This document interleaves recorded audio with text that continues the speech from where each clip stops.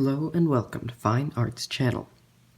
Just a bit ago, a YouTuber by the name of Steve Mould, M-O-U-L-D, made a video showing how ink could be spread on water and used to propel little pieces of paper, with the ink sort of blooming behind it, as you can see here. Now, I thought that this was really pretty, and I wanted to see if I could preserve it by lifting the ink out of the water onto a piece of paper. And that is what we're going to do today. So I prepared 3 pieces of paper for the ink to rest on and bloom from, and 3 pieces of lifting paper. I've also got 3 different colors of ink. We've got blue, black, and red, and we're going to be squeezing these ink colors out onto these papers and trying to see if we can lift them off of the water surface. Let's get started. So I'm going to use a pair of pliers to squeeze the ink out of these tubes because the tubes are rather rigid. In his video, he actually showed himself blowing the ink out of the tubes, but in my case, it was just a little bit too viscous. And it kind of comes off like that. It's really thick, as you can see. You don't need a lot, actually. Just this much ink will make a sizable bloom, So now I have prepared this very large baking tray with about maybe half a centimeter of water in it. And before we put this on, we actually need to submerge our paper.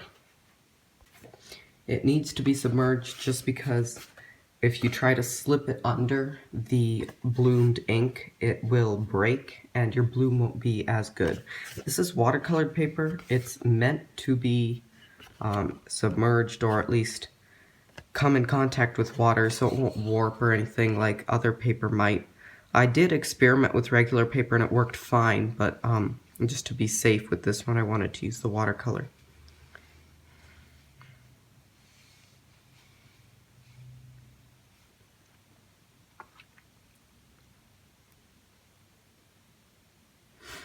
Now make sure it's perfectly flat, just like that.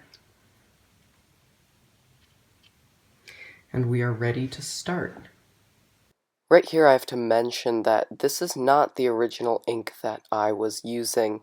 That one just did not work whatsoever, so I switched over to a different kind of ink. This isn't ideal, but at least I got some good shots, and it worked well enough for my purposes. So this first one that I lifted was not too good, as you'll see here, because the actual lifting was not done very well, and I didn't get a lot of the ink on there.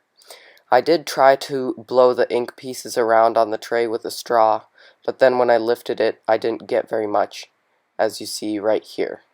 So for the second one, I did not film the bloom process, but the lift turned out nice, and I thought the end product was abstract and pretty cool looking.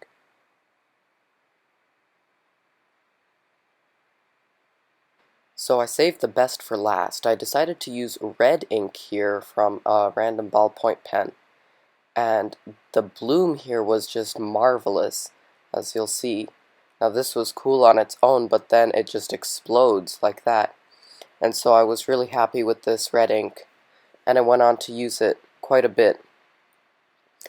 You'll see I started to add it all over the place, around the paper, around the tray, and each bloom just kind of moved and exploded periodically, and they didn't all explode at the same time. Like as I dropped them, they would explode a few seconds after and stuff like that.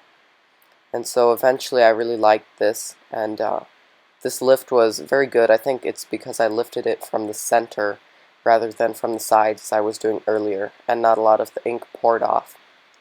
And then I kind of swirled the ink around just like that, took it off. And I brought back the first failed attempt and then added some more red ink to that one, and it looked nice because it was multicolored. That was nice. Alright, so these are the 3 paintings, drawings, liftings, whatever you want to call it, that I managed to make. This was my first attempt, second attempt with the red ink, and then it worked so well that I decided to mix both of them. And this one was actually my first paper, but this is the one that I put back into the water to add the red ink. So that is how you can lift your own ink blooms out of the water. I hope that you enjoyed watching this, and I would encourage you to experiment and try to be creative and create your own. Thank you for watching. Don't forget to subscribe and like. I'll see you next time.